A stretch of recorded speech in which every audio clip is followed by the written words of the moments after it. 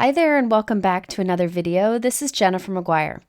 So I was trying to think of an interactive card design to share with you that didn't require any special dies. I started thinking back to a card that I made over 10 years ago. In fact, I'll link to the video up here in the top right corner. You can check it out. It's kind of funny how old it is. But this is a slider card that you can create with ribbon or twine. These cards have a bow on the side or the top, and when you pull on it, you see a message revealed. It's a very easy ribbon slider card. I have several examples for you today, and I'm hoping you'll give them a try. I wanted to show you first a stamp set that I'm going to use on most of my cards today. This is the new Stamping Village Mail Delivery Stamp Set. This is a very unique, large stamp set because it includes images from many different companies. Recently at the big craft show, 9 different companies teamed up and put their booths together to create a stamping village. They're companies that are friends and thought it would be great to team up, and next year they hope to grow to include more companies. They also came together to create this stamp set. Each of these images is from a different company, and they're meant to be stamped on an envelope when you mail a card. However, today I'm using them on cards. Now, 100% of the net profits of this stamp set are going to support the Dreaming Zebra Foundation, which helps with art education for the underprivileged. This stamp set makes me so happy. I've wanted to see stamp companies team up like this in the past, and I hope that they'll do more in the future. And I'm also excited because they included my Share Handmade Kindness logo there on the bottom too. Okay, let's get into the first example here. For this card, when you pull that bow on the right-hand side, you can see the fun message that slides out. I'm going to start by making the stamped elements that will go on the front, and then we'll assemble the slider card mechanism. Let's start by stamping our focal image first. I'm using a MISTI stamping tool and Gina K Amalgam ink to stamp this onto Neenah cardstock. And this is the Altenew image from that stamp set that I just showed you. I'm using Altenew artist markers to color them in. These are very affordable alcohol markers that I've been using for a while now and really liking. You can get them in sets of 4, so it's 4 colors that go together, a light, medium, dark, and very dark. So it takes the guesswork out for you. Since I'll be talking more about these markers in a future video, I'm going to skip through the coloring here as I want the focus of this video to be on the card design itself. So after I completed the coloring of this image, it's time to create a background to match. I used this beautiful Erin Lee Creative Sketched Floral stamp. This is one of my favorite stamps from last year. It's a beautiful cling stamp that stamps perfectly. To stamp this cling stamp in my MISTI stamping tool, I took the insert out of the stamping tool. That way I can accommodate the thicker cling stamp. And I'm stamping with this with Gina K Sea Glass ink onto Simon Says Stamp Sea Glass cardstock. And it gives a beautiful tone-on-tone image. I have one more thing to do before we start the ribbon slider assembly, and that is to add some dimension behind our stamped image there on the right. The stamped images in that Stampin' Village set are about 1 3/4 inches wide, and so I used a circle die to cut it out. Then I used a smaller circle die to die cut a piece of white craft foam so it had dimension. And then I glued that onto a bigger white circle die cut. Then I usually put my phone on top of it as it dries, just so that it stays stuck together. By adding that small circle of craft foam between, I end up with some fun dimension. Now it's time to create the ribbon slider assembly. This is easy to do, and I'll show you through a few times throughout this video so you can get a better idea of the different ways you can use it. I'm starting with an 8.5 by 11 piece of heavyweight white cardstock, and I'm cutting it in half so I end up with a piece that is 5.5 inches by 8.5 inches. Basically, I'm starting out by making a folded note card. So I'm going to score this right down the center, which is 4.25 inches. If you look at my Scor-Bubby here, you can see there's a little star at that measurement, which makes it very easy. After scoring there, I'll fold it in half. And basically what I have here is a 4.25 by 5.5 inch white note card, like many of us make often for our card making. But we're going to alter this a bit. On one end of the card, I'm going to make a score line about 1/4 inch from the end. So I'm putting a score line on that one side. Then I'll use my bone folder to reinforce that fold line. So I'm just kind of folding it in towards the card, and we have this tiny little flap on the one side. Now on the other side, I'm not going to score, but instead I'm going to cut off 1/4 of an inch. So I have the flap on the left, and on the other side of the card, I'm cutting off 1/4 of an inch. Now it's time to turn this into a pocket. To do so, we need to put strong adhesive in 2 spots. One is along this one side here, from the flap to the crease of the card, right along the edge of the card. Then I'm also going to put one piece of the double-sided tape right along the top of the flap that we created. So I'll remove the release paper from both of those pieces, and then I will press the flap into the other piece, then close my card onto it so the flap is tucked inside. So you end up with what looks like a pocket where all sides are sealed except for the one open end, and that will allow us to do the slider mechanism. There's one more thing that we need to do, and that is to cut 1/4 of an inch off, or a little bit more, from the open end of this pocket. This will allow us to have some extra width available on our card to add that bow, and then we'll still be able to fit it into a regular envelope. I'll talk about different options for this later on, but the final size of this little pocket is 5 1/4 by 4 inches. Next, I'm cutting another piece of white cardstock to be slightly smaller than 4 inches by 5 inches. This will be the piece that slides in and out of our card. So you just want to make sure that it goes in and out freely and also sticks out a little bit on the right-hand side. Okay, next we're going to cut our background so it fits on the front of our card. Sometimes instead of measuring, I just like to lay it on the front of the card and make marks where I need to cut. Then I can trim it down and know that it'll be the perfect size. I'm going to go ahead here and glue this onto the front of our pocket, and the open end of our pocket is over on the right-hand side. Now these next steps seem a little weird until you see the whole card come together, so just stick with me. I'm putting that slider piece that we made into our pocket. Then I'm using a T-roller to make a little pencil mark onto our card so I know where to punch a hole. I want the hole to be centered, so I'm using my T-roller to make a mark at 2 inches, since my card is 4 inches wide. Using that pencil line as a guide to center it up, I'm going to punch a hole through all of the layers of this card. Now I'm doing a freeze frame here so you can get a better look at it. So this hole will be close to the edge where we have that opening on our pocket, and you can use any hole punch here. I happen to have a Crop-a-Dile, which it is really a nice heavy-duty hole punch, but a regular hole punch will work, or a small circle die, or you could even use a paper piercer to pierce a large hole. Okay, so I'm going to go ahead and punch that hole through those layers. And you can see I'm using that pencil line to make sure that it's centered. And now we can add our ribbon function. I actually decided to flip my Crop-a-Dile over and punch a bigger hole, but it really doesn't matter. Now this is the part that's going to look a little silly at first, but it makes it work and it's super easy. You're going to slide out that inside portion. So see how I slid it out? Then you're going to flip it over. So I'm just flipping it here, and then I'll put it back in, but only far enough in so that my holes line up there. I then am going to take a piece of temporary tape to tape it there. I just find adding that tape makes the next step easy. Now I'm going to add a ribbon through this. Any ribbon should work here, just as long as it's not super, super thick. And I'm going to feed it from the front to the back, then bring the two ends together at the end of our slider piece and tie it into a bow.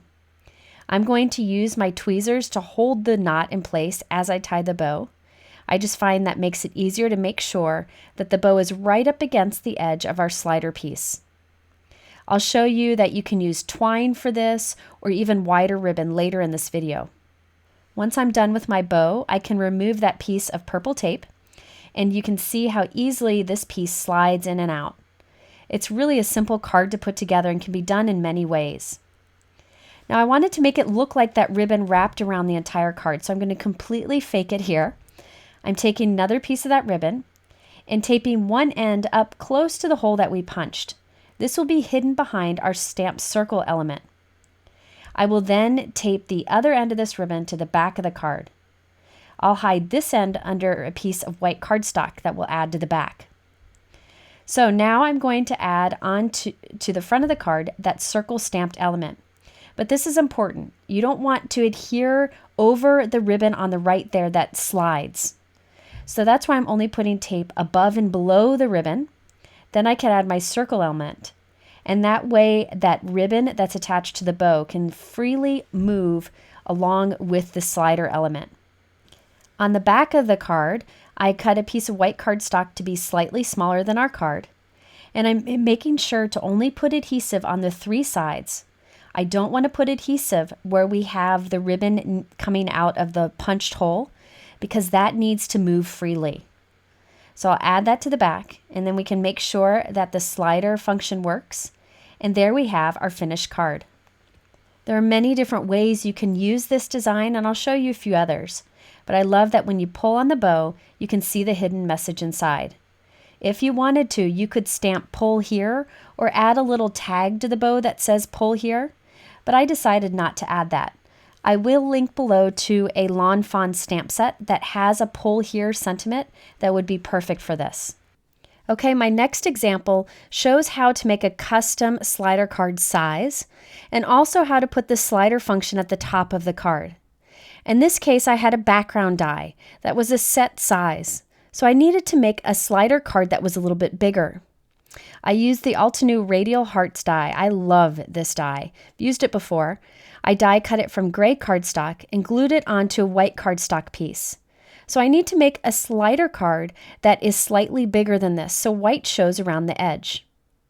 So I'm holding my background piece onto the edge of a piece of white cardstock, and then I made a little tick mark at where the edge of the card needs to be. I'm scoring a line right at that tick mark. So I'm using my Scor-Bubby. Once I have the line scored, I can go ahead and fold there and reinforce it with my bone folder. We'll need to do another score line for the other edge of the card. So I put that folded corner right into the corner of my Scor-Bubby, and then I'm scoring again at the same width. So I just looked at where the edge of the cardstock was, and I'm going to score at that point, and then I will fold along that. So basically, I'm making that pocket, but this time I'm making it custom to that background. So you can either measure it out or just do it this way. So there you can see the start of the pocket. Now this flap here is a little too wide. It doesn't need to be that wide. So I'm going to trim some of the excess off so that the flap is just a little over 1/4 inch. And there we have the width of our pocket. Now obviously this is way too long. So now I can go in and trim off the excess so that this is the perfect slider card function for this background piece that we have. Now I could have measured all these things out, but I just wanted to show you that sometimes eyeballing it and making little tick marks is the easiest way to go. This will be a bigger card, so I'll put it in a 5x7 envelope. Now it's time to turn this into a pocket. So I put adhesive along one edge. Then I'm putting adhesive along that little flap that we created. This is exactly like I did before. It'll just result in a bigger pocket. Now I can remove these release papers and fold our card closed. We'll end up with that pocket that is sealed on 3 sides, but that one side is open. On the previous example, that open edge would be on the right side of the card, but in this example, the open edge will be at the top of our card. Now it's time to cut a piece of white cardstock for the slider piece.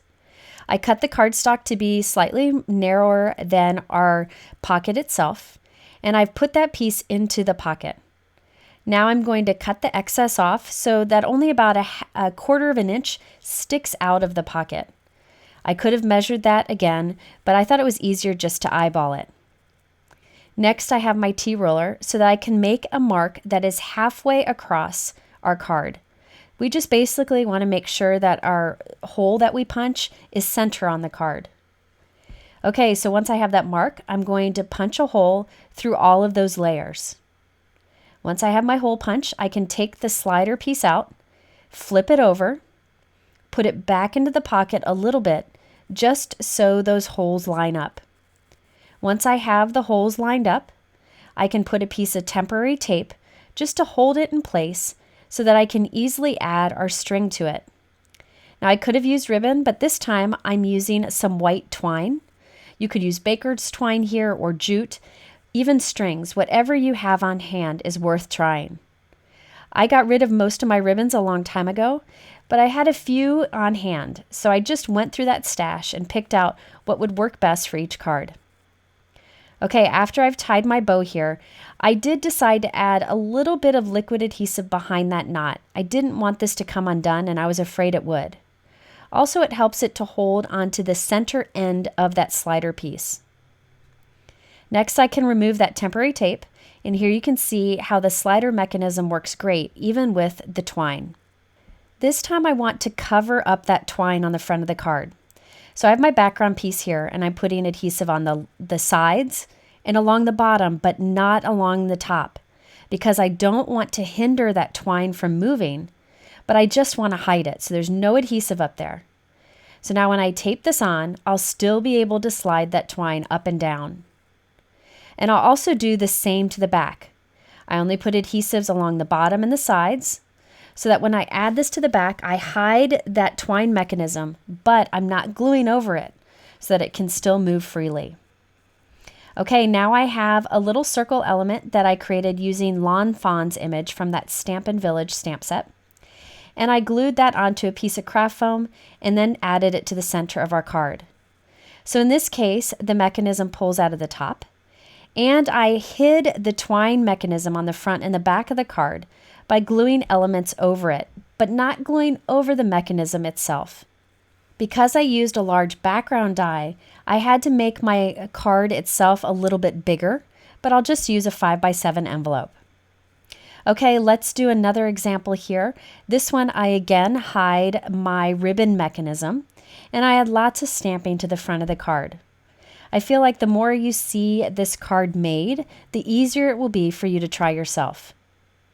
Okay, this time I'm using the Birch Press Shining Mandala stamp set and stencil set. So there's this large 6x8 stamp set with that gorgeous mandala background and some sentiments. And included in the set are a bunch of stencils. This is just a brilliant idea. These stencils can be used alone, or they line up with that background stamp. So you can ink over the different stencils to create this beautiful buildup of color. And it's so much faster than coloring in the elements yourself with the marker. So let me show you how you can use this. I have the background stamp in my MISTI stamping tool, and then I'm inking it up with Versamark ink, stamping it onto white cardstock, and then I'll add white embossing powder and heat set it. If you don't have a stamping tool for a large stamp like this, you could just lay the stamp on your table, ink it up, and then press the paper onto it. Now over this, I'm going to temporarily tape 2 of the stencils from that set. Now you can use these stencils in different ways in different orders, but I like to put the circle stencil down. It's hard to see, but I'm lining up the stencils with the pattern that we just heat embossed on the cardstock. I'm now taking one of the other stencils and putting it on top. And by using these stencils, I can selectively color different areas of my heat embossed image. So once I have that taped in place also, I'm going to use Distress Oxide ink since they're very fast to use and blend so well. This is picked raspberry, and you can see that my white embossing is resisting this ink that we put on top, so you can start to see that heat embossed image here. I then added some mustard seed, put on another stencil just so I can reveal different areas here. This time I used candied apple. And then you can move stencils around, change their order up to reveal different areas. And I just added different colors. This is so much fun because you can get such quick coloring and you can change it up every time. So here I'm putting a different stencil down, and then I can add some colors over that. And again, as I mentioned, you can do this without the stamping too. So you can create an inked background without any stamping, just by using these different stencils. But I really like this look of the embossed resist that we're getting here. Okay, so after I did lots of inking here, I also use Seedless Preserves and Wilted Violet. I end up with a beautiful background that I'm going to add to the front of a slider card. Off screen, I created a pocket and a slider piece exactly like I did on the first example I shared in this video. Next, I'm going to punch a hole through it just like I did on my first example, pull the piece out, flip it over, put it back in until the holes align. I'll put a piece of tape on it, and this time I'm putting ribbon in. So I feed it through to the back, and then I tie the two ends together in a bow at the end of our slider piece. You don't have to put that little piece of tape there, but I find it really is helpful so that things don't move around as you tie the bow. And by the way, I reuse all those little pieces of tape over and over again. I want to hide the ribbon mechanism on this one, kind of like I did on the last one. So I'm putting adhesive on the sides and the bottom, but not over the area where that ribbon mechanism is. And then I'll add my trimmed down inked piece. I decided to leave the back as is on this one, but you could cover it if you wanted to. Now to finish off the card, I stamped the Concorded 9th image from that Stamping Village stamp set that I showed you earlier in this video. I stamped it and cut it out and added that to the center of our card, along with some gemstones.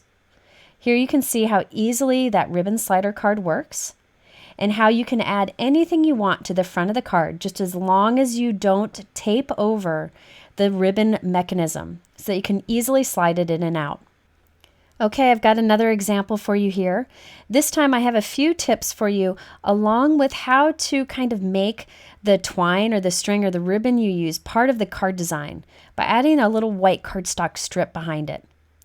Now first, you see that little happy hello circle? That's Pink Fresh Studios image from the Stampin' Village stamp set. I stamped it with black ink and colored it in, and then I used a circle die to die cut it out. But to give it a finished edge, here's a little trick. I just take the edge and I rub it along a black ink pad. That gives the edge a nice finished black look that matches up with the stamping on the front, and it makes a huge difference in the final results. It's kind of like taking a black marker and running it around the edge of an image that you cut out. For the background of the card, I used the Mama Elephant Wild Meadow stamp set. I thought that this little leaf border image went nicely with the stamped image that will be the focal point of the card. So here I am stamping this on one side of a piece of sea glass colored cardstock, stamping it with Versamark ink, and then I'm adding Hero Art's white satin pearl embossing powder. This is a beautiful pearl embossing powder that picks up whatever color cardstock is behind it. So it's beautiful for a pearly tone-on-tone raised look. I then am going to repeat this process to stamp on the other side. It really doesn't matter how they meet up in the middle because I'm going to put a piece of white cardstock over that. I've already created a pocket just like I did at the beginning of this video and a slider piece to go on the inside. I've glued my heat embossed piece to the front and punched a hole through them, just like I've shown you many times, and now I'm feeding a piece of twine through those holes. So as I mentioned, you can really use pretty much anything for this slider design. Once I have my bow in place, I can remove my temporary tape, and there we have our slider feature. Now I wanted to make it look like that twine was kind of part of the design. So I put a piece of white cardstock behind the twine piece. But check this out, I had to cut a little piece to go over here behind the functional twine. Then I have that longer piece over to the left where I'm just going to tape some twine over it, just so it looks like it's all tied together, but it really is not. This is just like I did on my first card with the ribbon. The other end I'll take and I'll tape to the back of the card, and we'll cover that up later. Okay, so now I can go ahead and glue our little circle element over this. But again, you don't want to put any tape over that twine piece on the right. So I'm just using a few pieces of foam adhesive, and then I'll pop our little circle piece on top. So now it all looks like it's connected, but it really isn't. So this shows you that you can even add some fun elements to the background. You can do anything you want, just as long as you allow the slider function to move easily. And here's a closer look at that beautiful pearl embossing powder on the background. I like that it adds a little bit of interest but isn't too distracting from that focal point image. Okay, now it's time for our last example. In this case, instead of punching holes for our ribbon or our twine, I'm actually going to cut slits so that I can use a wider ribbon. If you have a super thin, wide ribbon, you could probably use holes instead, but I found that this worked out really well. Now for the front of the card, I've already made some elements. This is the Birch Press Kaleidoscope Heart Layering Dies. These 3 heart dies are sold together. and I die cut them from different colors of peach cardstock and glued them together for a layered look. For the sentiment, I used a Birch Press Hugs die. This cuts the word hugs and an outline of the letters hugs, and I put those together for a fun layered effect. I went ahead and created a pocket, just like I did at the beginning of this video. But this time, instead of punching a hole through the pocket, I'm going to cut a slit. And I want my slit to be just behind this heart so that we could hide it behind it. So I'm using my T-ruler as a guide, and I'm cutting a slit that's about a 1/2 inch wide because my ribbon is very wide. And I'm trying to make it towards the center of this. So I'm just pressing a craft knife into my paper a few times to create a slit. And then I'm going to shift my T-ruler over a little bit and do the same thing. So after I kind of cut through that a few times, I end up with a tiny little slit that's just wider than our ribbon. Now I need to create a slit onto our slider piece too. This is the piece that'll move in and out. Now I could line it up like I did before when I punched a hole, but this time I'm just cutting it separately. So about halfway across, I'm cutting a little slit that's a little bit more than 1/4 inch. And I'm doing this close to one end of my slider piece. We just want to make sure that the slits are about the same location along the width of the pieces. So now I can put my slider piece into the pocket, lining up those slits. Then I can put my ribbon through the slits. And you can see this is a nice wide ribbon. And then I'll tie the two ends together into a double knot at the end of the slider piece. There are some dies out there that will cut little slits, and I didn't think about using one of those until after I cut them myself. But I did want to show you that you can create this slider effect using a craft knife or a hole punch. Okay, so once I have that tied, I can remove the tape, and here we have our fun slider function that I created with little slits instead of the punched holes. If you wanted to, you could just die cut larger holes for a wider ribbon. That would work too. Okay, I'm going to do that same trick to make it look like this ribbon wraps around the whole card by taping another piece of ribbon just below the slit that we cut and then wrapping it around to the back. Now on the front of the card, I'm going to add our heart to it. So I'm going to put foam tape strips on the left and the right, but not at that center point because we want to make sure that we don't tape over the area where we have our functioning slider ribbon. Okay, now I'm going to add our little hugs die cut. Again, this one I stacked some white and black cardstock together, and I'll just use liquid adhesive to add that to the front. And finally, we'll just flip the card over, and I have a piece of white cardstock that's slightly smaller. Put adhesive on the sides and the bottom, and glue that over it just so it hides all of our ribbon ends. And there you can see how you can use a wider ribbon to create a ribbon slider card. So really this is one of those cards that will allow you to use many of the supplies that you have on hand, many ways that you can do this. I hope you'll give some of these a try because it really is fun to do. If you're interested in any of the products that I used today, I do have them linked below in my YouTube description, but be sure to go to my blog for more photos and information. In the middle here, I have a couple other slider cards that might be of interest to you, including the video that I made 10 years ago. It's not a great video, but it's another example of this technique. Thanks for watching. We'll see you soon and have a wonderful week.